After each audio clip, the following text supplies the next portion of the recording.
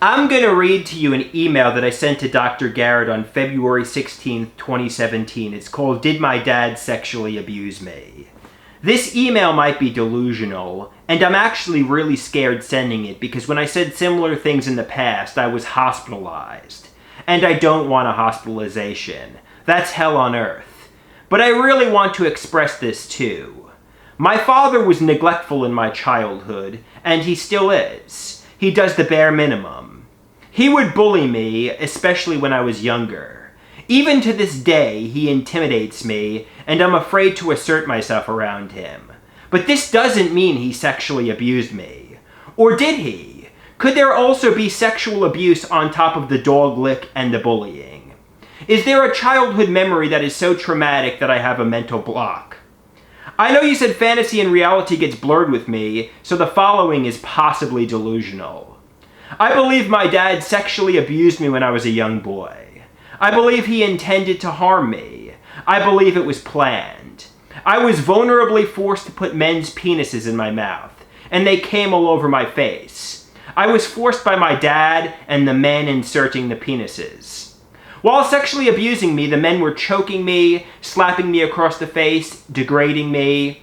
After sexually abusing me, the men told me I now have AIDS and laughed at me when I began freaking out. Obviously I don't, but I was frightened.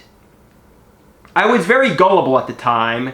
They told me I was going to go to jail, but I believed they were trying to scare me into keeping quiet, and they laughed at me when I got scared. I also feared violence against me. And my dad told me he wouldn't do anything to hurt me, which made everyone laugh. In the car while crying, I can remember my dad telling me, "It's over now. Try to blank my mind. Draw a line in the sand. Step over it, and never look back." Even present day, I feel like my dad's a sadist who gets pleasure from my suffering and helplessness.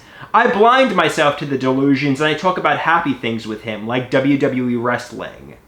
I feel like he only goes to my psychiatry sessions with Dr. Kaplan to create the illusion he's involved in my life, but the truth is he doesn't care. He plays manipulative mind games with me and taunts me that I can't do anything about it.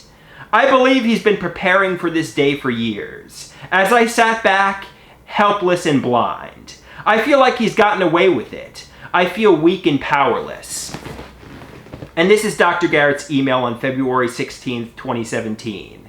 Andrew, I hope to work with you so we can figure out together how your mind works and make more sense of these thoughts. Of course, I have no independent knowledge of your childhood, but when child abuse occurs, it is secret, hidden. I have never heard of a case of an abusing group. This makes me wonder if the memories of the group of men is accurate. However, it is said that there may be a kernel of some truth in some of the delusions. If you can put these specific memories aside, my guess are they are false memories. I would like to talk with you in our next session about everyday occurrences and exchanges with your father that suggest to you that he is indifferent to you.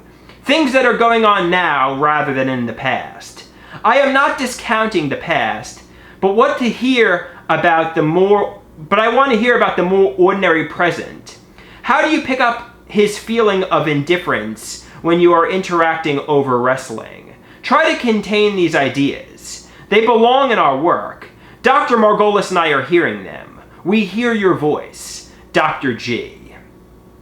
And I said on February 16th, 2017, "Thanks for the email reply, and thanks for reading what I wrote. I'm sorry for the long follow-up email so soon.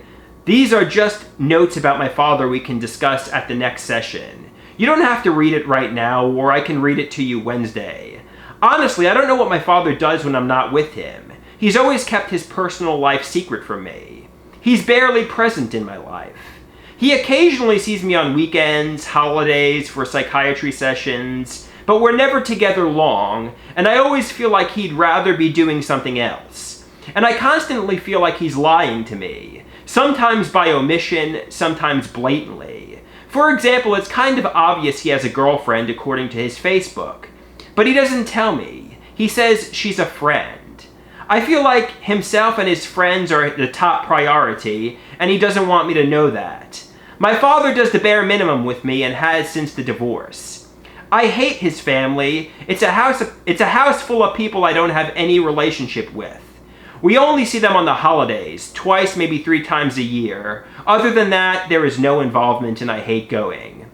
I talk with my father daily on the phone, but I barely see my father in person, and when I do, we never do anything fun. He pretty much just sits on the couch, we make videos, take a lot of pictures, and then I tell him to go home because he doesn't want to do anything. Then he goes back to his more fun, secret life. Facebook makes it appear like my father is out having fun at concerts, bars, with his friends, even when I was going through difficult times. This is very upsetting to me. How could he be going out having a good time if he cared? After my mom and I confronted him about it, he said how he'd removed me as a friend on Facebook. How could he do that to his son? I now suspect he customizes his Facebook so I can't see. From time to time, he'll make these job suggestions, usually over the phone or through email. I have no interest in these jobs whatsoever. Flipping burgers is degrading to a 29-year-old college graduate. I want to do something a little more on my level. He doesn't get that. He insults me and I know he's insulting me. For example, there's this professional wrestler who says, "dummy," and now my dad keeps saying, "dummy." I feel like he's really calling me dumb by saying it, but I can't prove it, and I'd sound crazy if I brought it up. I realize this is a cheesy example, but I played the Maroon 5 song, "She Will Be Loved," for my dad. I made it clear how I really liked the song, and after it was over, he started mocking it, and it really upset me. I don't mock his dad rock when I'm talking to him, and believe me, there is a lot to mock. The song meant something to me, and he put it down. His life is one big mystery to me. It's like he totally doesn't know me or my life, and he doesn't care to know me or my life. Although when pushed, he does things like take off from work to take me to doctor's appointments, such as you. And if I need his financial assistance, he pays for my expensive psychiatrist every other time and goes too. Then I said on July 7th, 2016, the following was posted on July 7th, 2016. Although I usually go to my psychiatrist with my mom and dad, my dad doesn't understand or know me like my mom does. He pays, collects the receipt, and it's nice that he goes for the support, but again, he doesn't get me. After a psychiatry appointment that I went to with just my dad, I was telling my mom how I'm still getting delusions, how certain things still might be challenging, like work. When I hung up, my dad told me to stop being dramatic. He told me to stop saying I'm delusional. He told me I'm lying. I told him I'm absolutely not lying. I said I'm very honest with my mom and my doctors. I need to be. He asked me, "Then why don't you tell me then?" It's because my mom and doctors are easy to talk to. My dad, on the other hand, is difficult to talk to. For example, he began yelling at me and lecturing me. I saw a side of my dad I hadn't seen in a while. The car ride became crazy. While I sat there silently, he was speeding like a lunatic, beeping, swerving in and out of traffic while yelling at me for being delusional. He acknowledged that I've been hurt. My dad said living in the past is only hurting the present. He said I need to forget the past and live in the present and move forward. The way he was talking made me think that my delusions could be true. He said his dad only said "I love you" once to him in his life, and that was when he was sick and dying. He said his father didn't respect him. My dad told me his father wouldn't give him the time of day. If it was his watch, he gave it to him and he asked him for the time. His dad was physically and verbally abusive to him. He said his dad only said "I love you" once to him in his life, and that was when he was sick and dying. He said his father didn't respect him. He said he understands more than I know. Again, I was just sitting there silently, almost intimidated by his insanity. He told me to say "fuck you" to the delusion.